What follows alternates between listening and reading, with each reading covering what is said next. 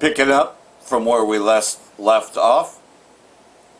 As you know, you're fasting, you're doing things to stay in the spirit, and you do get weary, you get tired, you're constantly working day and night, and staying in the spirit, right? So it does make you weary, and this is exactly what they call hallucinations and delusions to everybody else who's in the secular world. They often refer to it as schizophrenia, and you could have been mislabeled these things too, but the Spirit's working with you, see? And you do go weary and tired, because sometimes you get woken up in the middle of the night. Sometimes you just can't go to sleep, man, because you're fixated on everything that's going on, but yet you're seeing everything biblically, especially once you've been given the understanding of the scriptures, which most people don't have. So yes, it can make you weary and tired, and then they call it mental illness, because people don't understand that, because they're not in the spirit. Everybody's secular.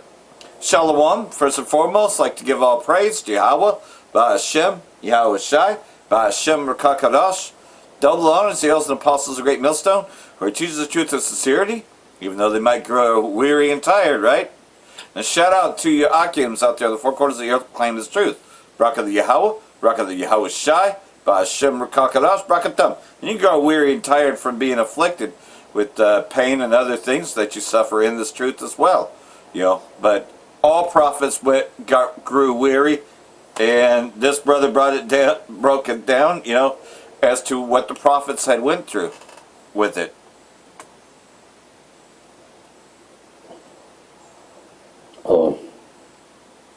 Under dual autistics have hallucinations, and since stress and isolation, social isolation, bullying, and systematic discrimination are linked to a higher rate of these hallucinatory or paranoid feelings.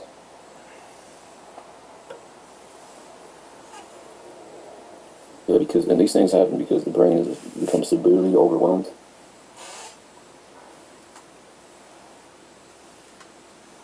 And going to Elijah, which reminds me of Elijah here. It's 1 Kings 18:22. Then Elijah said to them, I am the only one of the Lord's prophets left, but Baal has 450 prophets. In the NLT, then Elijah said to them, I am the only prophet of the Lord who is left. 1 Kings 18:22. So it's going into that. Now, you can argue basically Elijah was just trying to run away to be safety, but I would argue too that I believe, as speaking as a man, that he was in social isolation because of bullying and systematic discrimination, which are also linked to a higher rate of hallucinatory or paranoid feelings. So he was schizophrenic. That would be called schizophrenic and paranoid too. Autistic too. So that would be a symptom of autism right there.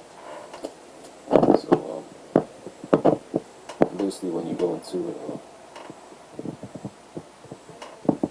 there's benefits to having autism, though, it says here. Which I would say some people are more sensitive to it than others. It just depends, I guess. The more you have it, I guess, in a way, the more they might show these gifts. Because there's benefits to autism. It says, while autism is often described in terms of challenges, it also brings a wide range of cognitive and personal strengths. These benefits are frequently celebrated through the lens of neurodiversity, which views autism as a valuable variation in human thinking, rather than a defect to be cured. Deep focus and hyperfocus, the ability to concentrate intensely on a single task or interest for extended periods, often leading to technical mastery. Exceptional memory, many autistic individuals have a superior ability to recall facts, details, and long-term data. Pattern recognition, a natural knack for spotting complex patterns and inconsistencies that others might miss, which is highly beneficial in fields like science and mathematics. Attention to detail, heightened focus on small details, local processing that allows for high levels of accuracy and precision. Logical problem solving, a tendency toward analytical and logical thinking, often resulting in creative and original solutions to complex problems. This is all things that Solomon was showing.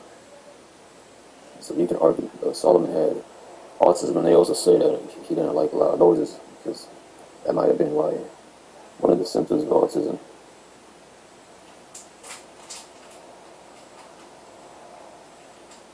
Right here.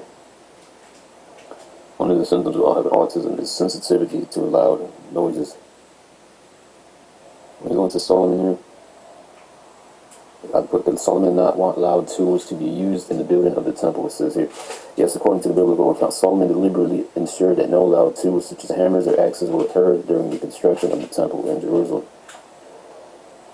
The construction was organized in a highly specific way to maintain the sacred silence of the site's pre-cut materials. All the heavy stone blocks and timber were completely cut, shaped, and measured off-site at the quarries and in the forest of Lebanon. Silent assembly because the materials were perfectly prepared in advance. They only needed to be placed and fitted together at the temple location, resulting in a reverently quiet building site.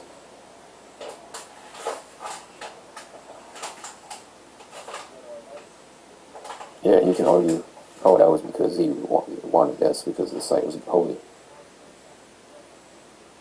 It really doesn't even say that.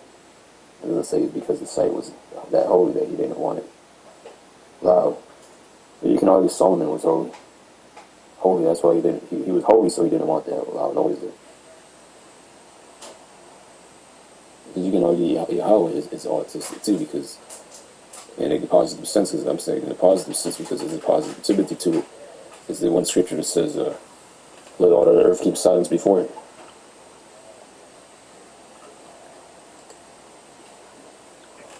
Because it says here in the... So it sounds like it's less disorder and more order. You have an order of things spiritually. You see how there's difference between spiritual and flesh? Of having autism, some of the benefits to having autism is the ability to concentrate intensely on a single task. And basically, you can master exceptional memory, pattern recognition, be able to spot patterns, inconsistencies, attention to detail, logical problem solving, creating often resulting in creative and original solutions to complex problems, and that's what Solomon showed, and that's what this guy's in explaining. That's why he brought out.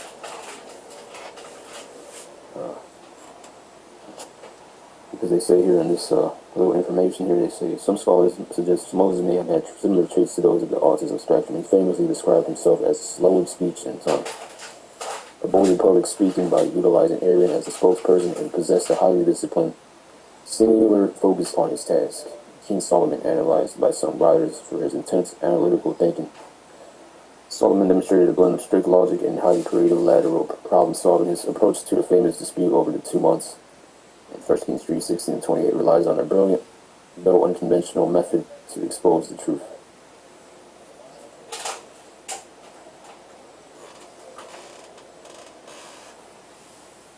Yeah, that was going into with the 2 women, and also how he was basically able to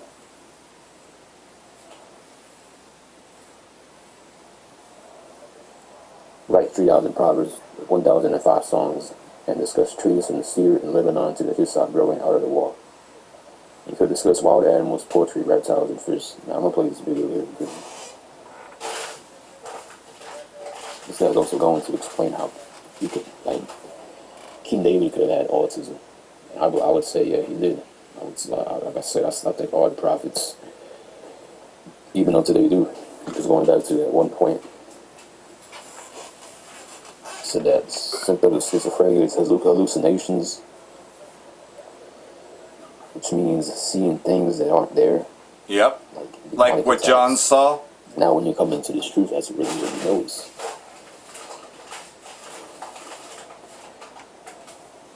So, you know, men dreaming dreams and seeing visions, that would be considered schizophrenia or paranoid delusions. So, yeah, I'd rather be paranoid and have delusions, especially if the Most High has given them to me. So, don't think of mental illness as a defect, but you might be labeled those things, you know, misdiagnosis, you would say. But yet, because Esau doesn't understand spiritual things because he's carnal. So there's a difference between carnal and spirituality. Going on to the next. Here's a dream. That's from Apostle Tar. I'm going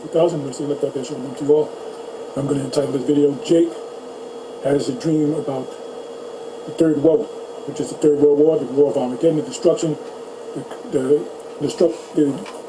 thing that's going to totally destroy Esau's system. So this was put up by, I haven't even watched it, I watched up to this point, put up by Arrows of Information 144, and he just shows the video of the individual. This is a random Jake. This is not a somebody that's a member of GMS or any other camp. He don't even know he's an Israelite. Now with this Joel 2, was that 28, and also Acts, it was reiterated by the Apostle Peter in Acts chapter 2 about your young man having dreamed, your young woman, prophesying, old men seeing visions and so forth. So that's what's happening. You're going to get Israelites out there that they're going to get dreams about the destruction, but they don't know that they're Israelites. So the Most High didn't wake them up to the fact that they're Israelites. So here we go. I'm just going to play it. Let me bring it back. Babylon being hit by ICBM, and a dream by Jake. So we just bring it back. Start it right here. Joel 2:28, and it shall come to pass afterward that I will pour out my spirit upon all flesh. And that includes other nations too. You have other nations, Edomites and Moabites and so forth, that can actually get dreams.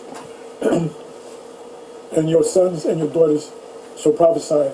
Your old men shall dream dreams, and your young men shall see visions. And they don't have to be a part of or woken up to the fact that they're Israelites. But where it says your daughter shall prophesy, doesn't mean they're going to go out in the highways and the byways. It simply means they're going to have a dream of a future event, which is to say before, and tell it to her husband or the congregation. Or do a video.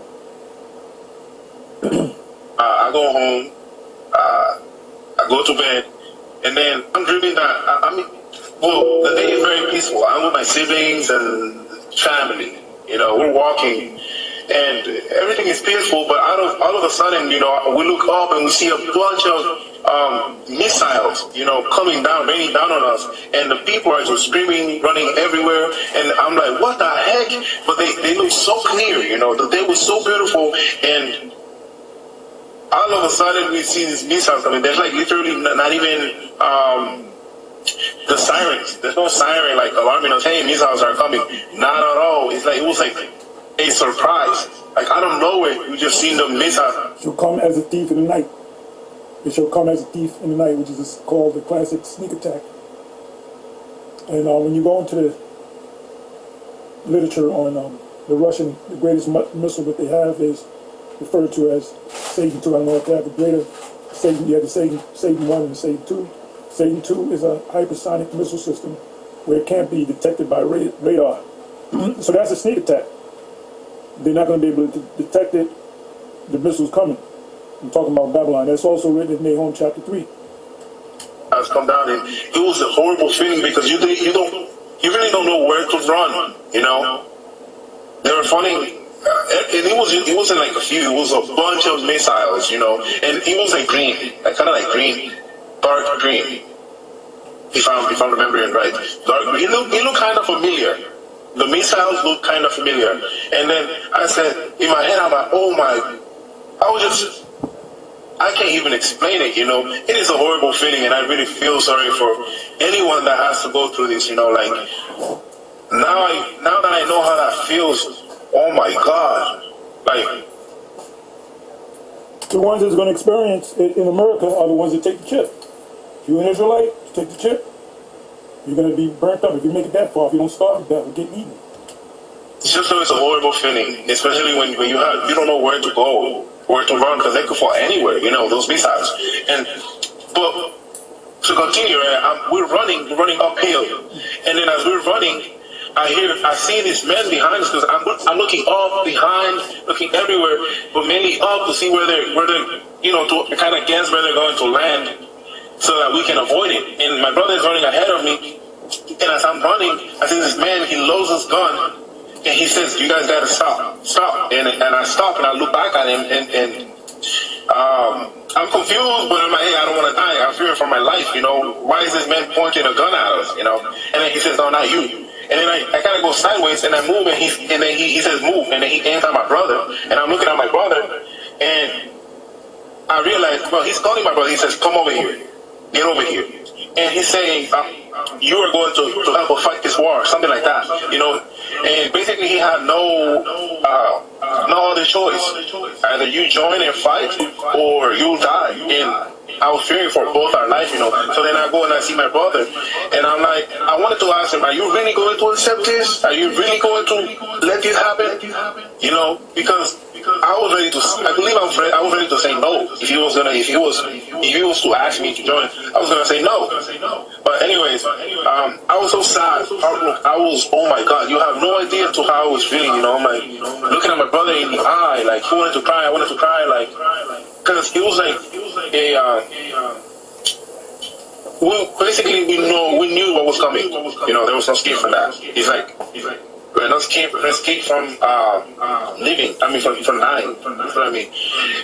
And I guess he just accepted it. He's like, all right, whatever. He accepted it, and he just. After that, I just woke up. I was sad. I was just so sad that I just woke up.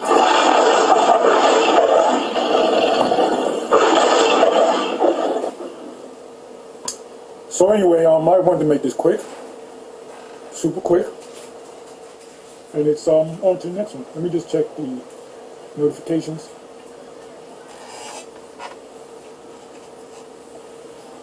The supply chain is breaking. The next 3 months change everything for my family. A homestead journey. I listen to her, subscribe to her, subscribe to him, Skeletor. We call him Old Skeletor. The fast food industry is crashing and everyone knows it. Okay.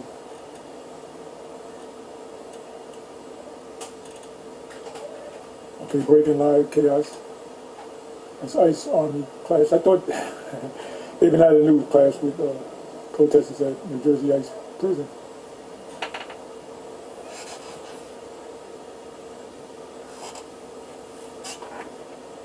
This is what we just saw.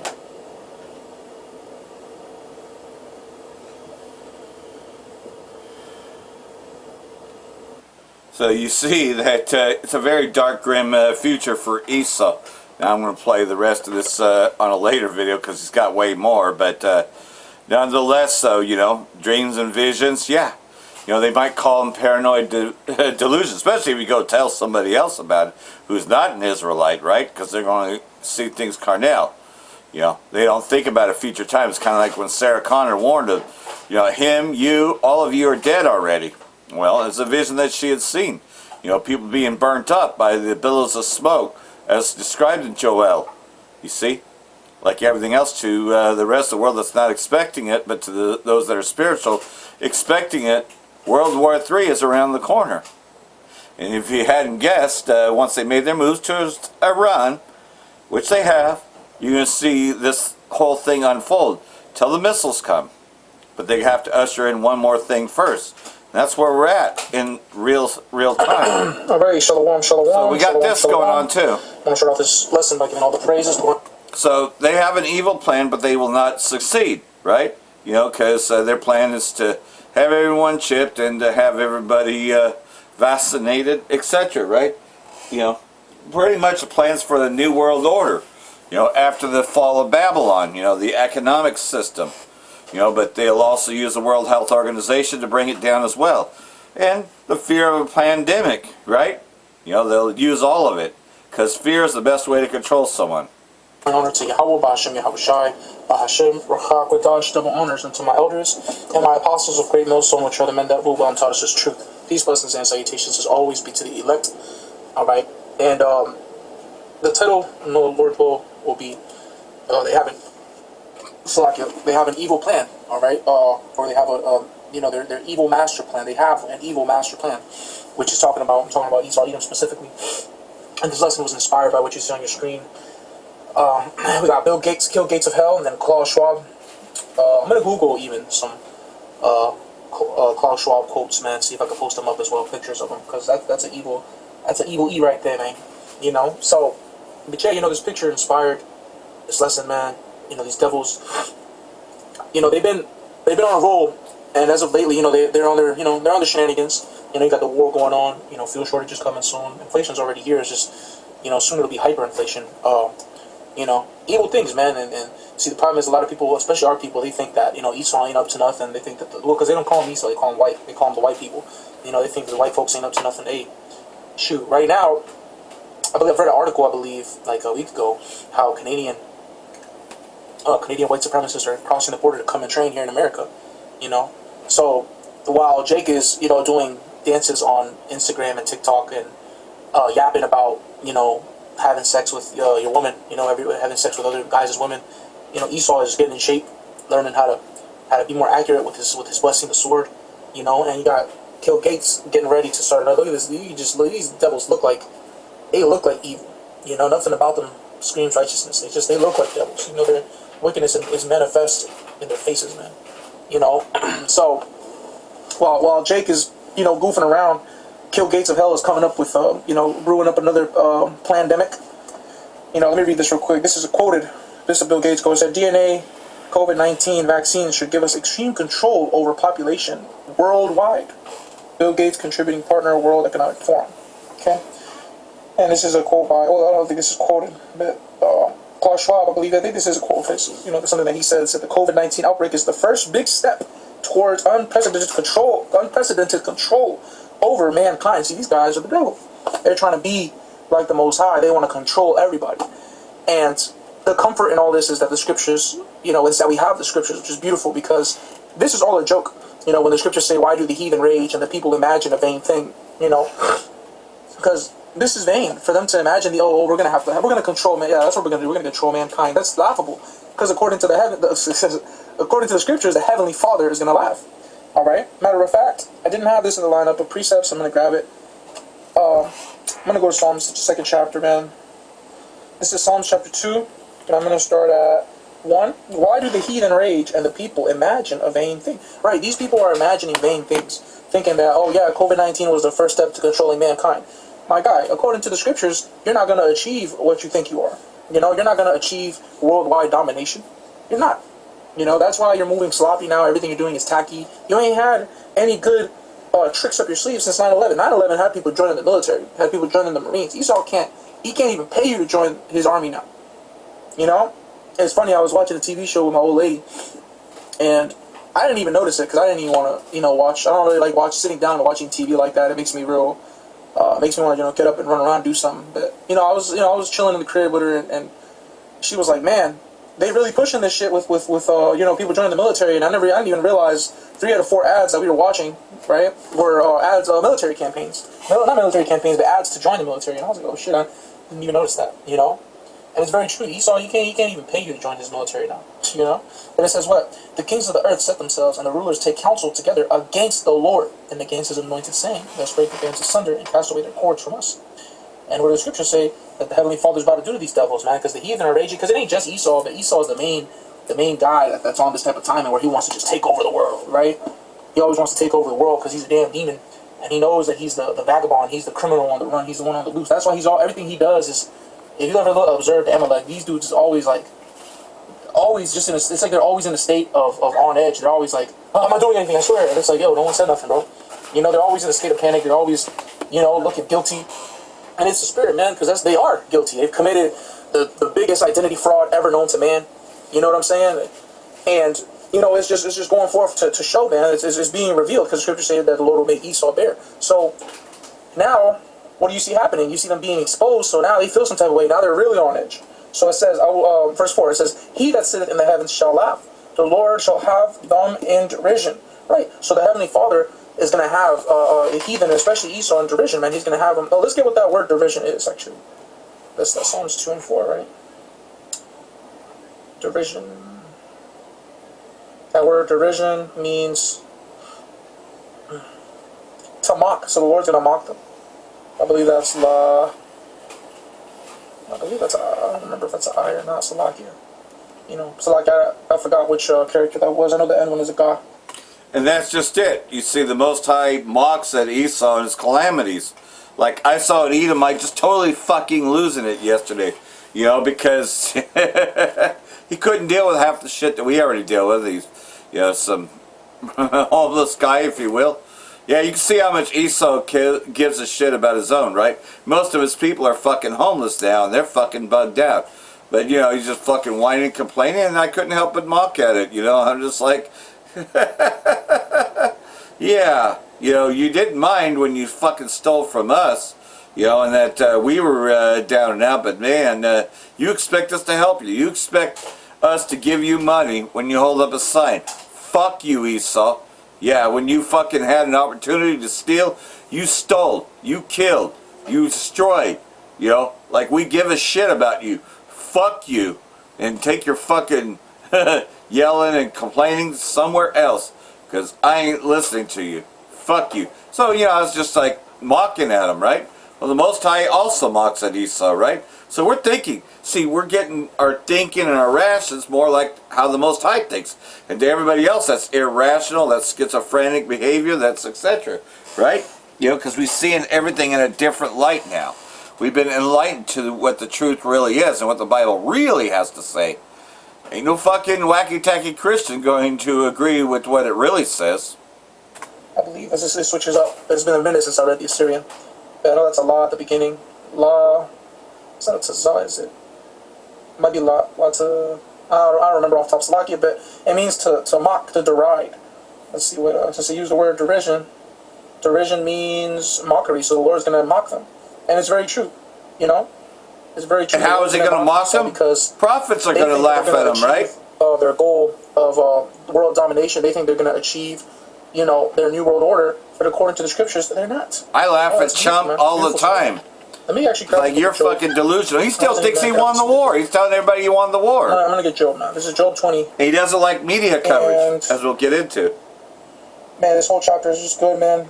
He's not liking the media coverage that also mocks at him. I'll start at 18. That's the Most High turning that up. Job 20:19. Because he hath oppressed and hath forsaken the poor, because he hath violently taken away an house which he builded not. These are the things that he's done.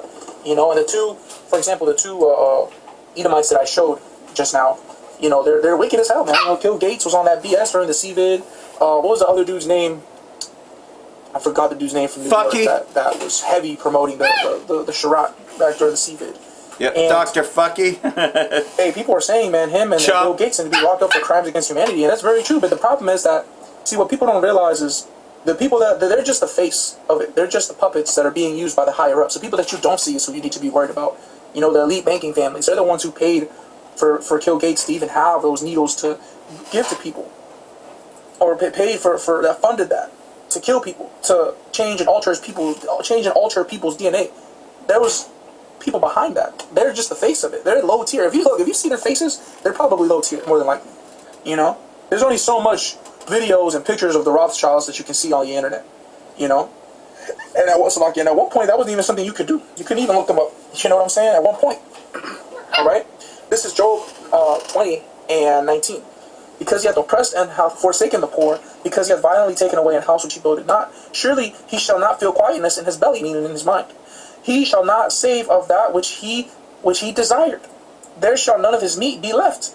Therefore shall no man look for his goods. Right? Meaning, this devil is not going to be able to enjoy, you know, the things that he has sold for. He's not going to be able to reap none of the benefits, you see, because he's done nothing but wickedness. You think that the Lord's going to allow him to achieve his NWO? Absolutely not. You know, that's why during this World War III, he's going to take the biggest L of his life, something that he doesn't even want to do. You know what I'm saying? You got Amalek, because that's what the least of the flock shall draw them out, the scriptures say. So Amalek's going to force, you know, America into this and force these different countries to react, you know, really because the Lord is really making everybody react. And what's going to happen, man? This devil's going to be taken out. America is going to be taken out of its misery. You see? It says, in the fullness of his sufficiency, he shall be in straits. Every hand of the wicked shall come upon him. Right? And we know that's the laborer. And it's very true that, hey, man, especially here in America, man, the people are going to go wild, man, you know, and especially Israel, man. You know, when this devil takes his biggest L, hey, we're the ultimate laborer that's going to put our hands on this devil for what he hath done to us, man. Right? But what, during the fullness of his sufficiency, he shall be in straits. When he thinks he's going to accomplish his new order, he's actually going to be, in derision. You know, the Lord's going to mock him. Right? It says, when he is about to fill his belly, the Most High shall cast the fury of his wrath upon him and shall rain it upon him while he is eating. Right? So this devil, he thinks he's going to accomplish his NWO. Meanwhile, the Lord has other plans. You know? So, this is Habakkuk chapter 2 and 3. For the vision is yet for an appointed time. Because the vision, the prophecies, right? That's what this is talking about, the prophecies. You know, as a whole, because the vision is just a divine oracle. There's so many visions in the scriptures, we could put it all together into one. Because once you get the prophecy of the world's third woe and the prophecy of the MOTB, then you have the kingdom of heaven being ushered in. It all ties in together, you know. And what you can go back to Ezekiel 37. Shit, upon us waking up, that's when this devil's downfall, you know, really has begun. You know, when we started to wake up, not us specifically, because we woke up way later. The one, you know, beginning with our elders, man, and their elders, right? So it says, for the vision is yet for an appointed time, but at the end it shall speak and not lie. Though it tarry, wait for it, because it will surely come. It will not tarry, because now you see the prophecies ain't no stopping them, man. You know? This guy, look, this devil was on a roll. That's a good thing, man. We shouldn't be offended by those things. And it's funny, today, I noticed I was making some calculations, and I was noticing, man, I'm getting paid, I'm getting the most money I've ever made now, now that I'm a lot older than I was, when I got my, when I quote unquote started my career, right, in this world. And I realized, like, man, I'm making the most money I've ever made before, but the cost of everything is completely different compared to when I, now that I'm, in my 30s, compared to my early 20s, when I first started working, my, quote unquote career, right? I was like, damn, I'm getting paid way more, and the prices of everything is not even similar to how it was like 10 plus years ago. I was like, damn, man. And I realized, like, yo, shit, this place is on its way out, man. You know what I'm saying? Like, shoot, there is no, all right, Salakia, but like I was saying, we shouldn't be offended by, these prophecies and things that's happening, because like I was saying it earlier, I realized, like, I'm spending so much more, but I'm making way more than I've ever made before. But then I was like, wait a second, I shouldn't be offended by this at all. This is supposed to happen. Inflation is supposed to happen. The economy collapsing is a part of prophecy. We shouldn't be offended by these things.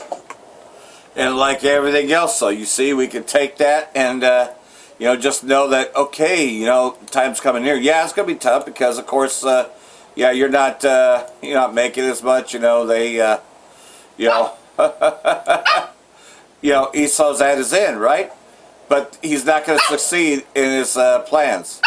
Now, of course, that's my puppy. I have a newer puppy, but here's what's happening. Why Trump is using Iran talks to revive Abraham Accords, because, he has a big plan with the Abraham Accords. Trump's injection of the Abraham Accords into Iran ceasefire talks is deep misleading of where U.S. Arab allies are at. So, in other words, not all of them are on board and worship Israeli state, as he so-called says, right? And nor do they support the Greater Israel Project.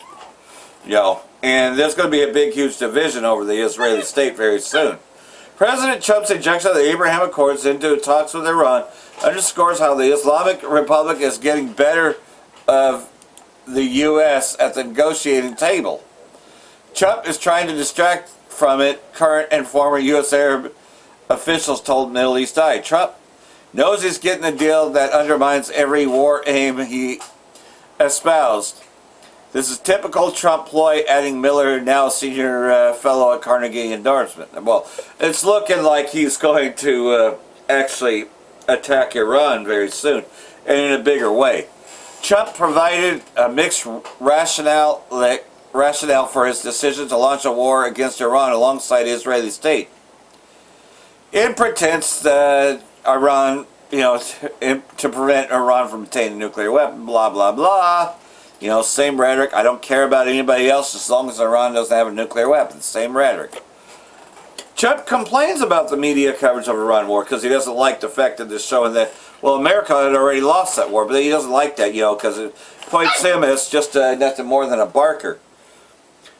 Trump said in his post, if Iran surrenders, admits their navy is gone and rested at the bottom of the sea, and that their air force is no longer with us, and if their military walks out of Tehran, weapons drops, and hands held high, each shouting, I surrender, while widely waving the representative white flag. Delusional, right? He concluded that the Democrats and media have totally lost their way. They have gone absolutely crazy. President complains of the full-scale U.S.-Israeli bombing campaign against Iran could resume at any time as the U.S. launched strikes against southern Iran on Monday, and Israeli state is escalating its war against Lebanon. So, he just doesn't like the way the media is portraying him as weak. Because the mainstream media is showing him as weak, but, we actually know what's really going on, And that, well, this is all part of a plan to bring down the old world order and bring in a new one, right?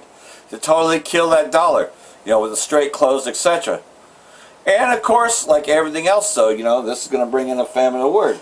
Project 545 targets Alex Jones, Tucker Carlson, and even Joe Rogan for destruction using hundreds of millions of Israeli money and terrorism. Sebastian Gorka for being accurate about Iran. I'm going to throw up, So like everything else, though, they're going after, those telling the truth, right?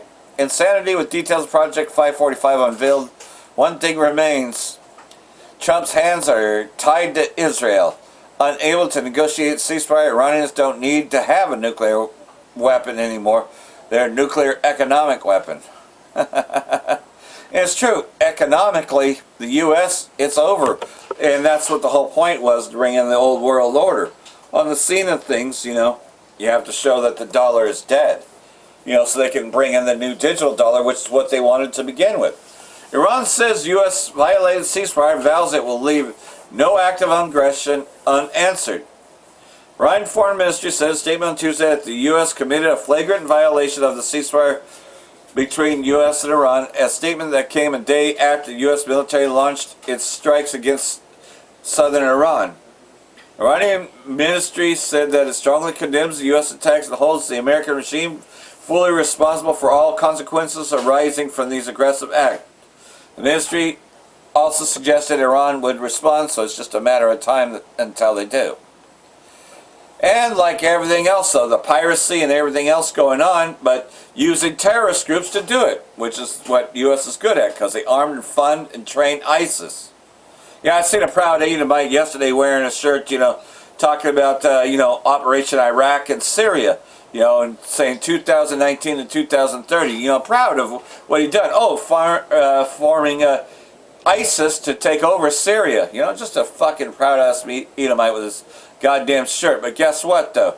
It's all going to backfire at the very end. And like everything else, though, they're going to be dragged into a bigger war, because that's what they did, is open up Pandora's box when they attacked Iran, just like Apostle Har said it would happen. That once they go after Iran, look up, man, because that's it. That's what draws in World War III, which is why I titled the videos World War III, Week 1, etc., because it really is World War III. It's just that the final hour is the shortest part of World War III, which is the nuclear destruction, but World War III is on a bigger scale, and how the war got started, and we're seeing it. Islamist terrorist conquest of West Africa. Widen scope and quicken pace of the Islamic State's military operation in the Sahel region just blew North Africa roughly from Senegal to Sudan.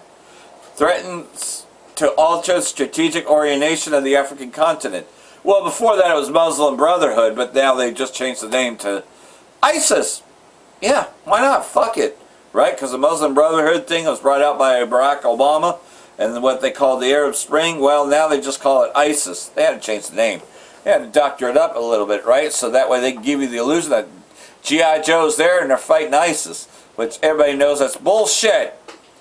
The combat successes of jihadists in the Sahel in March 2022 perpetrated their elevation to the status of Islamic State within the hierarchy of the US, of IS and several other factions. Yeah, because they started just calling it IS, Islamic State. Facilitated the growth of jihadists advance in Sahel. They just don't call it Muslim Brotherhood anymore, but they're all the same. Al-Qaeda, Muslim Brotherhood, or ISIS, right? Or IS. So like everything else, they are going to expand that, and of course Ezekiel 38 goes into that, but nonetheless, though, one more key player in Ezekiel 38 is Turkey, and why Turkey is different, as this video goes into. And of course, Turkey being a NATO member, but yet at the same time, though, brought into this war by the least of the flock, and Turkey's just the other half of Amalek, anyways. They just claim the Islamic side of it, but they're really Amalekites as well as the Israeli state, but being drawn into this war, right? But this journalist is going into why Turkey is a little bit different than all the other countries, with this Abraham Accord, etc. But they're going to be dragged into the war too. And not to mention the Israeli state already said that they would be next after Iran. Meanwhile, Donald Trump says that while he's trying to make a deal with Iran, certain Muslim nations in the Middle East must normalize their relations with Israel. I stated that, after all the work done by the United States to try and pull this very complex puzzle together, it should be mandatory that all of these countries, at a minimum, simultaneously, sign on to the Abraham Accords. Those countries discussed are Saudi Arabia, the United Arab Emirates, already a member, Qatar, Pakistan, Turkey, Egypt, Jordan, and Bahrain, already a member. And let's cross live now to Murat Aslan, an associate professor of international relations, joining us from Ankara. Welcome to the program, sir. Turkey is among the countries that Trump insists should sign the Abraham Accords, even though Ankara already recognizes Israel's sovereignty. Does the U.S. hope it can go further than that? Well, I don't know what the motivation of Trump is, but there are some sort of facts. First of all, Trump, I believe, is playing for a great support in the U.S. Senate once he signs a deal with Iran. So that's why he has to persuade the American politicians favoring the cause of Israel. So that's why he's circulating the idea of normalization or Abraham Accords, maybe to urge them to accept a potential deal. On the other hand, Turkey and Israeli relations are not in the same line with what Trump's believe in, because there's a cut right now because of the Gaza issue. So these words, I believe, maybe his wishful thinking, maybe with a special emphasis to the U.S. internal politics or Israeli politics, but nothing more. And let's talk about the relationship between Israel and Turkey, because it's taken a dive in recent years, hasn't it? And now Israel claims that Turkey is seeking regional hegemony, and Erdogan says Netanyahu is a criminal. What are your thoughts on the situation?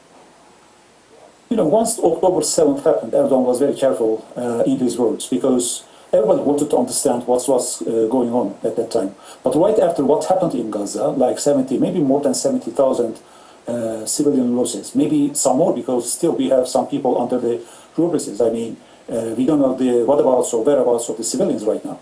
Well, there was a tension between the Israeli and Turkish relations. But please let me remind one thing. Just before the October 7th, it was September, Erdogan and Netanyahu met in New York and discussed the potentials regarding a probable cooperation in the energy field. So today, Turkish-Israel relations may be at the edge because what happened in Gaza, but I believe that this is not more than clear critique of Erdogan on Israeli politicians, and I believe this is not something to challenge, but just to show the correct way or right way. Well, frankly, some pundits and media reports have speculated about the possibility of a direct confrontation even between Israel and Turkey. Yep. How likely is such a scenario, and to what extent is this a result Read of Ezekiel 38, you'll know. Oh, you don't know We Turkey's have to Gomer, understand right? exactly why such sort of media outlets are claiming such perspectives. First of all, Greek-Israeli relations are really warm nowadays. As you may know, Greek pilots are being trained by Israelis. Greek UAVs are being operated by Israelis, and Greeks purchased an armored vehicle factory in Greece. I think that there is a great procurement process, especially in the field of air defense. So once you combine the relations of Israel with Cyprus, it's as if there's an encirclement of Israelis together with Greek Cypriots and Greeks that will cover the west and south of Turkey. I think that's why people claim. But, you know, Turkey do produce its own defense inventory, do produce high-tech products in defense industry, has a great economy. It's $1.64 trillion. If you just sum up Caucasus and Balkans, they don't make a Turkey. I mean, Turkish economy is really great. So I don't believe that Israeli and Turkey are not on the same league. I mean, Turkey is well developed. But I think the Israeli politics is the essential input in here. Why? Just before the elections, Israeli politicians want to show a threat, an enemy that they can gather more votes. Yeah, they tried to overthrow Erdogan's government, that's the essential reason. and it didn't work. And recently, the U.S. renewed its attacks on Iran, just last night, really, and Israel began a new ground offensive in Lebanon throughout the day today. Do you think those actions could derail the negotiations between the U.S. and Iran, or are they pressure tactics for Tehran to cave in to Washington's demands? First of all, that's for sure. That's a pressure tactic. On the other hand, there's another reality. Iranians clearly demand the U.S. and Israel side to stop attacks on Lebanon, especially on Hezbollah. But we have to also catch exactly what's going on at the south of Lebanon.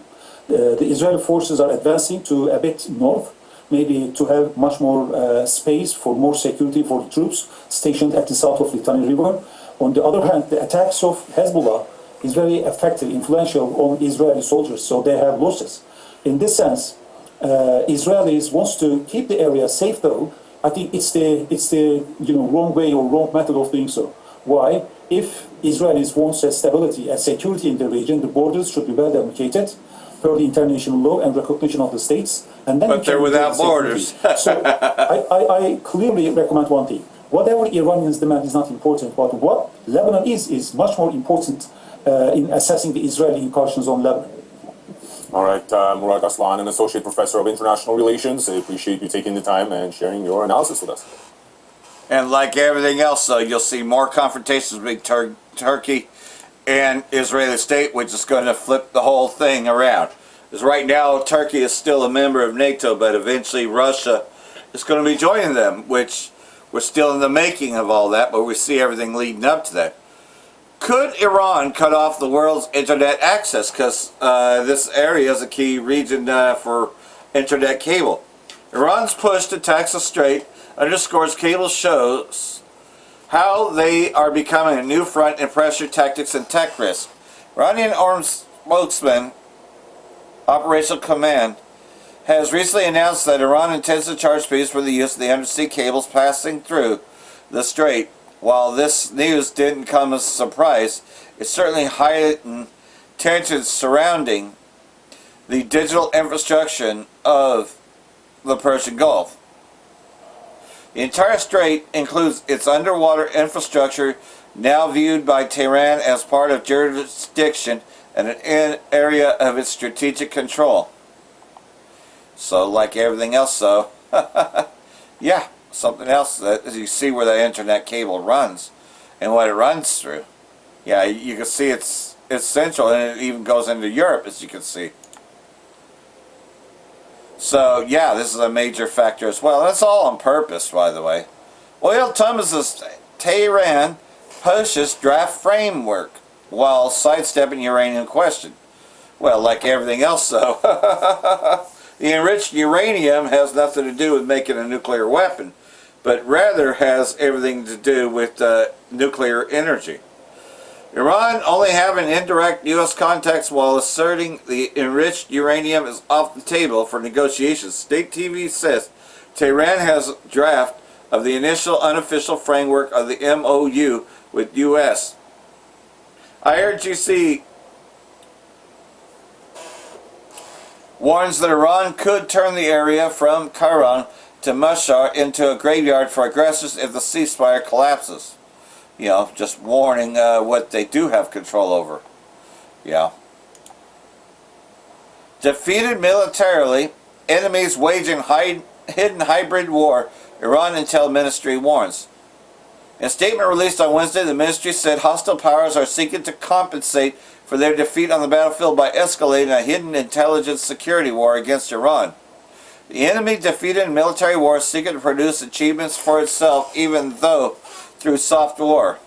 U.S. and the Israeli state, initiated the war. Iran immediately retaliated against the strikes by launching barrages of missiles and drone attacks against the Israeli-occupied territories as well as U.S. bases and interests in regional areas. So, like everything else, though, well, we already know escalations have happened. Leader invites Muslim nations to shape new regional order, saying the U.S. era is over. So, saying, hey, come talk to us. We're the real keepers of this area. We're what's keeping us safe from the Zionist enemy. That your enemies are our enemies. Our enemies are your enemies. Pretty much saying that they have the same enemy. Message issued on the day of Arafah, the second day of the Hajj pilgrimage, says Muslim nations were entering a historical phase in which regional realities were changing irreversibly and American military influence was steadily diminishing. Hands of time will not turn back, and the nations and the lands of the region will no longer serve as shields for U.S. bases, the leader said. He added that the U.S. will no longer have a safe haven for its mischief and for establishing military bases in the region, and was growing more distant from its former status day by day. The future belongs to the Muslim Ummah and the new Islamic civilization. Yeah. So like everything else, though, that's what he did talk about. And so here we are, Ezekiel 38's coming to life. As you can see, all the key players here. So we're going to go ahead and get that. Because, yeah, Turkey's going to play a much more larger role in this. And, of course, Russia will play its role. Well, you, Gog, be prepared. Prepare yourself, you and all your hordes that are similar around you, and be a guard and look out for them. And these are the places that they're going to look out and they're going to actually protect, right? Iran, Ethiopia, Libya, with them, all of them with shield and helmet. Gomer and all his troops, talking about Turkey. Bet Garma from the remote parts of the north, and all his troops, many people with you. After many days you will be summoned for service in the latter years. You will come into the land that is restored from the ravages of the sword. You know, talking about the 1948ers, coming against the Greater Israel Project, where people have been gathered out of the nations to the mountains of Israel. See, like everything else, though, it all leads back towards Amalek and the occupied territories. But it's people who are brought out of the nations that live securely, all of them. You will go up against them and come like a storm. You will be like a cloud covering the land, you and all your troops, many people with you. You know, and that's just saying that they're going to come against the Zionist entity. Thus saith the Lord Yahweh, it will come about on that day that thoughts will come into your mind, you will devise an evil plan. And you will say, I'll go up against the open country, I will come against those who are at rest, who live securely, all of them dwelling without walls, having neither bars nor gates. You know, just pretty much they're going to, you know, wipe them out. Take spoil and seize plunder, to turn your hand against the ruins that are now inhabited, and against the people, aka Amalek, who are gathered from the nations who acquired cattle and goods that live at the center of the world. You know, so they're going to come after these Amalekites. The least of the flock shall draw them out. So hopefully this has been edifying. Got one more here before I close this out. So for that I want to say Bracha the Yahweh, Bracha the Yahweh Shai, Ba'ashem Rakakadosh, Wa Abba Babal. Bracha Tom, Yehovah elect. This video is just going into what I just read. The Greater Israel Project's destruction. And of course Lebanon name. So, here we go. The Greater Israel Project and how it will be destroyed. Because all the nations, with Russia leading, will come against them. Well, President Trump missed his son Don Jr.'s wedding over the weekend to work on a peace deal with Iran. Now, leaders in the United States, including J.D. Vance and Secretary of State Marco Rubio, were rushed to the White House. And so we thought maybe it was going to be a groundbreaking peace deal. But it looks like he missed that wedding for nothing, because that peace deal has already turned violent. Now, the U.S. says it launched self-defense strikes in Iran while claiming they were attacking mine-laying boats. So yet again, the U.S. says it can strike first and claim self-defense, like it's been doing since President Trump took office in Iran. Now, CENTCOM told reporters this does not mean the ceasefire is over. Iran says, yeah, it kind of does. You were firing at us. That's not what a ceasefire is. And in fact, Iran says that they have downed many U.S. drones in their airspace, and that this is not what a ceasefire is. I don't know what they think it is, but that's not what it is. Here is a video that was released by Iranian state media showing the downed drone. Take a look. وقتی آرش‌های پدافند کمان بکشند پهپاد گران قیمت آمریکا این گونه مانند ضایعاتی بار قایق می‌شود. Okay. So how many times can the U.S. bomb Iran while looking them straight in the eye at peace talks? Because peace talks are still happening in Pakistan. Have you lost count? How many times? This is now five times that there has been. Not to mention Israeli expansion in Lebanon. Peace talks. So, okay. Meanwhile, Israel has launched Operation Arrows of Fire into Lebanon. That happened just on Monday with the full backing of the United States. Now, there are reports of evacuations taking place in Beirut, and in northern Israel, schools have all gone to remote learning for the time being, and they say until further notice, because they are intending to strike up to upscale their attacks in Lebanon. Now, Iran has demanded many times that Israel withdraw from Lebanon as part of any peace deal, but Israeli Prime Minister Netanyahu says, nope. He flatly says, we will not do that. He says, we are not taking our foot off the gas. On the contrary, I've said to step on the gas even harder, he said in a video message, which was in Hebrew, so I'm not showing it to you. Now, Al Jazeera compiled this map of where Israeli troops have advanced into Lebanon. This map is dated April 27th, so it's nearly a month old, but you see how far Israel has gone into Lebanon in the last month. They've only gone even further. So we can see a large portion of the country is now under Israeli occupation, and they are only going to keep going. Now, Israel also is continuing to violate the ceasefire in Gaza. Over the weekend, they fired Saturday, Sunday, and Monday. On Monday, a 6-year-old girl was killed in a tent camp. And in fact, on Saturday and Sunday, there were attacks in Gaza as well. On Saturday, a 13-year-old boy was killed. And on Sunday, I'm choosing not to show you this video, but it's absolutely haunting. You can find it yourself, of a 6-month-old baby with its foot blown off. The baby's the baby's kicking and the foot is gone. This is what we're supporting right now. And you can find that yourself. Now, here is Israeli official Ben Gvir saying that Israel will just not allow the U.S. to make a deal with Iran. They're just, here he's asked in their subtitles, I'm going to show it to you, saying, what if the U.S. makes a peace deal with Iran? What are we going to do? And he's saying, we simply will not allow that to happen. Now, think about what he's saying here is that he has a say in what the U.S. does, and he's saying the U.S. is not going home and ending this war because he says so. Watch. השר בן גביר, אתה חושב שהסכם רע לישראל, כמו שטראמפ עלול להביא מול איראן, יפגע בגוש הימין בבחירות הקרובות? קודם כל יש דבר, מה שנקרא, שהוא הדבר האמיתי, זה חיי אדם. הסכם רע למדינת ישראל יכול לפגוע בחיי אדם.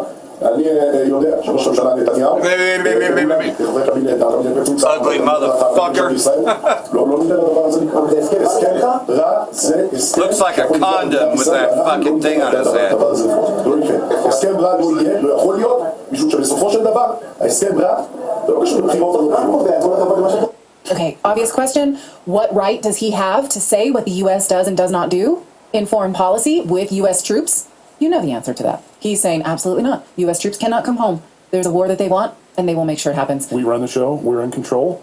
We're the captain now. And by the way, I love at the beginning he says there's a real thing called human life. We're concerned about human life. Right. There's a real thing called human life that we're concerned about. I guess the examples I just showed you of the children that were killed in Gaza doesn't qualify. And in fact, Ben Gvir has said this many times that he doesn't think that people of Gaza are human at all. Now, all of this just makes me wonder if the stalled war in Iran is cover for Israel's continued push into Syria, Lebanon, Gaza, Golan Heights. Of course it is. The West Bank, because it's happening while we sit here.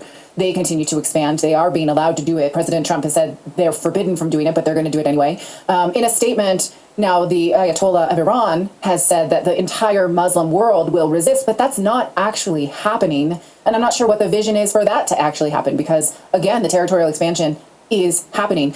This is the holiday of Hajj, which is the pilgrimage to Mecca. So millions of Muslims are gathered to do this and are celebrating it. And in his statement, he says that Muslim nations will no longer serve as shields for U.S. bases and that the U.S. will no longer have a safe haven for its mischief and for establishing military bases in the region. Yep, just like what I read. That Israel is a cancerous tumor and an unstable regime nearing the final stages of its cursed life. Now, I wonder what he sees that we don't see because they are still taking lives. They are still expanding. He called for the entire Muslim world to join a resistance front to the U.S. and Israel. And again, what we are observing is that is not happening. So I'm not sure exactly what this call is for. Iran is really the only country mounting an offense. Lebanon and Gaza clearly are unable. Here's a statement from the Lebanese president saying we demand Israel to withdraw, but those are just words. They are not going to, and they are not doing it. So I don't know what this means. It's just all we can defer from the truth and leading between the lines of the media headlines that are not telling us the truth is that it's a lot of hullabaloo while bloodshed continues in and around Israel proper. Now, whether or not that bloodshed will continue in Iran outside of Israel's borders, we don't know. Israel's saying we need it to keep happening. We do want the bombs to start back up again, push play on those, but we don't know when. And so the peace deal is currently not holding. Now, just a few minutes ago, President Trump took to his Truth Social to complain about the media. He's saying, we're doing great, we're totally winning. It's just that the corrupt media is saying we're losing. Even if Iran were to come out with a white flag, they wouldn't report it. So don't believe the media. They're saying they're winning. So what do you make of this? And again, Central Command is saying, no, we're actually not going through the Straits of Hormuz. That's a media lie. That's not happened. Project Freedom is what they call the naval blockade. The double blockade is actually not in place right now. So it's a holding pattern. Don't let them tell you they're winning. They're not. The only country that's currently winning right now is Israel because they are expanding into Syria and Lebanon and Palestinian occupied territories. So let us know what you think of this. It's horrible. It's human life. Yep.